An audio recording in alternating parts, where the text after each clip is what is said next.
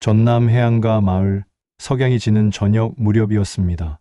은퇴한 간호사 김정희는 좁은 마당에 앉아 낡은 상자를 정리하고 있었습니다. 올해로 68, 평생 병원에서 일하다 은퇴한 지 3년이 흘렀습니다. 그녀에게는 남편도 자식도 없었습니다. 그저 환자들을 돌보는 것이 그녀의 삶 전부였습니다. 상자 안에는 병원 시절 메모들이 가득했습니다. 환자에게 받은 작은 편지들, 감사 카드들, 그리고 오래전 흑백 사진 몇 장이 섞여 있었습니다. 정희는 사진 한 장을 집어들고 오래 바라보았습니다. 사진 속에는 6살쯤 되어 보이는 소녀가 서 있었고 그 옆에는 10살쯤 되는 소년이 있었습니다. 소녀는 소녀의 손을 꼭 잡고 있었습니다. 정희는 손끝을 떨었습니다. 사진 속 소녀는 자신이었습니다. 그리고 그 소녀는 전쟁통에 헤어진 오빠였습니다. 아니, 오빠일 거라고 믿고 싶었습니다. 사실 정희는 오빠의 얼굴을 제대로 기억하지 못했습니다. 너무 어렸기 때문입니다. 다만 누군가 자신의 손을 꼭 잡아주던 따뜻한 기억만이 희미하게 남아있을 뿐이었습니다. 피난길에서 헤어진 그날 이후 정희는 보육원에서 자랐습니다. 그곳에서 간호학교에 진학했고 평생 간호사로 살았습니다. 가족을 찾으려 애썼지만 흔적은 없었습니다. 세월이 흐르며 그녀는 가족에 대한 기대를 접었습니다. 그저 혼자 살아가는 법을 배웠습니다. 하지만 이 사진을 볼 때마다 가슴 한구석이 저려왔습니다. 정희는 사진을 조심스럽게 상자에 넣고 한숨을 내쉬었습니다. 이제 와서 무슨 소용이 있을까요? 오빠는 살아있을까요? 살아있다면 어디서 무엇을 하며 살고 있을까요? 그녀는 하늘을 올려다보았습니다. 석양이 붉게 물들어 있었습니다. 며칠 후 정희는 매일 하던 산책을 나섰습니다. 해안가를 따라 걷다 보면 작은 교회가 하나 있었습니다. 정희는 신자는 아니었지만 그 교회 앞을 지날 때마다 묘한 평온함을 느꼈습니다. 그날도 교회 앞을 지나는데 안에서 오르간 소리가 들려왔습니다. 낡은 오르간 소리였습니다. 음색은 탁했지만 어쩐지 귀에 익었습니다. 정희는 발걸음을 멈추고 귀를 기울였습니다. 그 선율은 어린 시절 어디선가 들었던 것 같았습니다. 찬송가였습니다. 정희는 보육원에서 매주 예배를 드렸기 때문에 찬송가를 알고 있었습니다. 하지만 이 선율은 특별히 더 익숙했습니다. 마치 누군가 자신에게 불러주던 노래 같았습니다. 정희는 교회 문을 조심스럽게 열고 안으로 들어갔습니다. 예배당은 작고 소박했습니다. 앞쪽에는 낡은 오르간이 놓여 있었고 그 앞에는 아무도 없었습니다. 오르간은 저절로 소리를 내는 듯 멈춰 있었습니다. 정희는 천천히 오르간 앞으로 다가갔습니다. 그녀는 건반을 내려다보았습니다. 낡고 누렇게 변한 건반이었습니다. 손을 뻗어 조심스럽게 하나를 눌러보았습니다. 소리는 낮고 깊었습니다. 마치 오래된 기억을 깨우는 것 같았습니다. 정희는 또 다른 건반을 눌렀습니다. 그리고 또 하나. 어느새 그녀는 작은 멜로디를 연주하고 있었습니다. 서툴렀지만 마음속에서 우러나오는 선율이었습니다. 그 순간 뒤에서 목소리가 들려왔습니다. 누가 연주하시는 줄 알았습니다.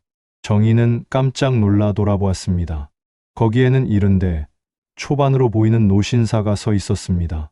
그는 목사복을 입고 있었고 온화한 미소를 띠고 있었습니다. 죄송합니다. 그냥 소리가 너무 좋아서 정희가 당황하며 말했습니다. 괜찮습니다. 이 오르간은 누구든 연주할 수 있습니다. 노신사가 말했습니다. 저는 이 교회의 원로 목사 박영우입니다. 정희는 인사를 했습니다. 저는 김정희라고 합니다. 근처에 사는데 산책하다가 우연히 들어왔습니다. 영호는 오르간을 바라보며 말했습니다. 이 오르간은 오래된 겁니다. 60년도 더 되었지요. 제 동생이 치던 오르간입니다. 정희는 가슴이 철렁했습니다. 동생이요? 그녀가 물었습니다. 영호는 고개를 끄덕였습니다. 네, 제 여동생이었습니다. 전쟁 때 헤어졌지요. 그의 목소리는 낮고 무거웠습니다. 그때 내가 동생 손을 놓쳤습니다. 티난 길에서 사람들에게 떠밀려 순간 손을 놓쳤고 그 후로 다시 만나지 못했습니다. 정희는 숨이 멎는 듯 했습니다. 영호의 눈빛에는 깊은 죄책감이 서려 있었습니다. 평생 그 죄책감을 안고 살았다는 것이 느껴졌습니다. 저는 목회자가 되었습니다. 동생을 찾지 못한 죄책감에 하나님 앞에 매달렸지요. 혹시라도 동생이 살아있다면 하나님께서 만나게 해주실 거라고 믿으며 살았습니다. 영호가 말했습니다. 정희는 가슴이 뛰었습니다. 혹시 이 사람이 자신이 찾던 오빠일까요? 하지만 확신할 수 없었습니다. 세상에는 전쟁 때 가족을 잃은 사람이 너무 많았습니다. 그저 우연의 일치일 수도 있었습니다. 동생분 이름이 뭐였나요? 정희가 조심스럽게 물었습니다. 영호는 잠시 망설이다가 대답했습니다. 정희였습니다. 김정희. 정희는 온몸에 전율이 흘렀습니다. 자신의 이름과 똑같았습니다. 영호는 계속 말했습니다. 6살이었습니다. 작고 말랐지만 노래를 좋아했지요. 제가 찬송가를 가르쳐 주곤 했습니다. 정희는 목소리가 떨렸습니다. 저도 정희입니다. 김정희요. 그녀가 말했습니다. 영호는 깜짝 놀라 그녀를 바라보았습니다. 뭐라고요? 이름이 같다고요. 그가 물었습니다. 정희는 고개를 끄덕였습니다. 그리고 저도 전쟁 때 오빠와 헤어졌습니다. 티난 길에서 손을 놓쳤고 그 후로 보육원에서 자랐습니다. 두 사람은 서로를 바라보았습니다. 침묵이 흘렀습니다. 영호는 떨리는 손으로 안경을 벗었습니다. 혹시 이마에 흉터가 있습니까? 그가 물었습니다. 정희는 놀라 이마를 만졌습니다. 네, 있습니다. 어릴 때 넘어져서 생긴 건데 어떻게 아셨어요? 그녀가 물었습니다. 영호는 눈물이 맺혔습니다. 내 동생도 그랬습니다. 피난 가기 며칠 전에 넘어져서 이마를 다쳤지요. 내가 약을 발라주고 붕대를 감아줬습니다. 정희는 가슴이 터질 것 같았습니다. 그 기억이 어렴풋이 떠올랐습니다. 누군가 자신의 이마에 약을 발라주던 기억, 따뜻한 손길의 기억이 되살아났습니다. 오라버니. 정희가 떨리는 목소리로 불렀습니다. 영호는 더 이상 참지 못하고 눈물을 흘렸습니다. 정희야, 정말 내가 맞니? 그가 물었습니다. 정희도 눈물을 흘렸습니다. 오빠, 정말 오빠예요. 그녀가 울먹였습니다. 두 사람은 서로를 끌어안았습니다. 예배당 안은 고요했고 오직 두 노인의 흐느낌만이 울려 퍼졌습니다. 60년 만의 재회였습니다. 한 평생을 찾아 헤맸던 가족이었습니다. 그들은 한참을 울었습니다. 세월의 무게가 한꺼번에 쏟아져 내렸습니다. 영호는 정희의 어깨를 감싸며 말했습니다. 미안해, 정희야. 내가 내 손을 놓쳤어. 내 잘못이야. 정희는 고개를 저었습니다.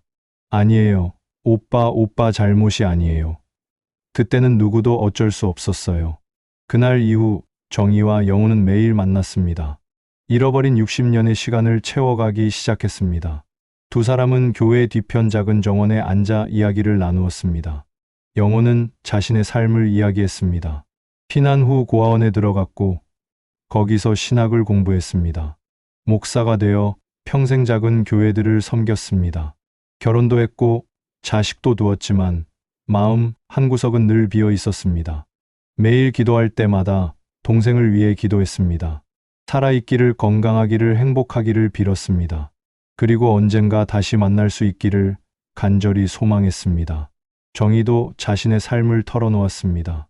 보육원에서 자라며 간호학교에 진학했습니다.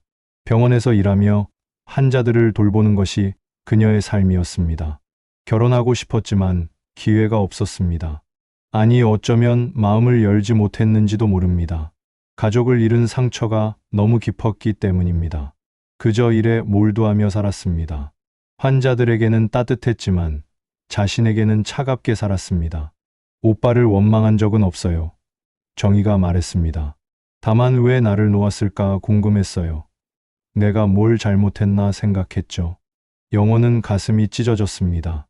내 잘못이 아니야. 모두 내 잘못이야. 내가 더 꽉 잡고 있었어야 했어. 그가 자책했습니다. 정희는 오빠의 손을 잡았습니다. 이제 그만해요. 오빠, 우리 이제라도 만났잖아요. 이게 기적이에요. 영호는 눈물을 닦았습니다. 그래, 내 말이 맞아. 하나님께서 우리를 다시 만나게 해주셨어. 정말 감사한 일이야. 두 사람은 오랫동안 손을 잡고 앉아 있었습니다. 바람이 불어왔고 나무짚이 흔들렸습니다. 그 순간 두 사람은 평생의 짐을 내려놓는 것 같았습니다. 며칠 후 영호는 정희를 자신의 집으로 초대했습니다. 작은 한옥이었습니다. 마당에는 꽃들이 피어 있었고 평화로운 분위기였습니다. 영호의 아내는 정희를 반갑게 맞이했습니다. 당신이 그렇게 찾던 여동생이시군요. 정말 기적 같은 일이에요. 그녀가 말했습니다. 식사 후 영호는 정희에게 앨범을 보여주었습니다. 자신의 자녀들 사진, 손주들 사진이 가득했습니다. 정희는 사진들을 보며 미소 지었습니다. 오빠, 가정을 잘 꾸렸네요. 행복해 보여요. 그녀가 말했습니다. 영호는 고개를 저었습니다. 겉으로는 행복해 보이지만 내 마음은 늘 공허했어. 너를 찾지 못한 죄책감이 나를 짓눌렀거든. 정희는 오빠의 손을 잡았습니다.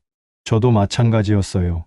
환자들을 돌보며 살았지만 정작 제 마음은 돌보지 못했어요. 가족이 없다는 외로움이 너무 컸거든요. 두 사람은 서로의 고통을 이해했습니다. 그들은 각자 다른 방식으로 살아왔지만 같은 상처를 안고 있었습니다. 영호가 말했습니다. 정희야, 이제 우리 함께 살자. 이 집에 방이 하나 남아있어. 내가 여기서 지내면 좋겠어. 정희는 놀랐습니다. 오빠, 괜찮아요. 저 혼자 살 수 있어요. 폐 끼치기 싫어요. 영호는 단호하게 말했습니다. 무슨 소리야, 우린 가족이야. 60년을 떨어져 있었는데 이제라도 함께 살아야지. 제발 내 부탁을 들어줘. 정희는 눈물이 났습니다. 평생 혼자 살았던 그녀에게 가족과 함께 산다는 것은 꿈만 같은 일이었습니다. 고마워요. 오빠, 정말 고마워요. 그녀가 말했습니다. 그날부터 정희는 오빠 집에서 살기 시작했습니다. 처음에는 어색했지만 곧 익숙해졌습니다.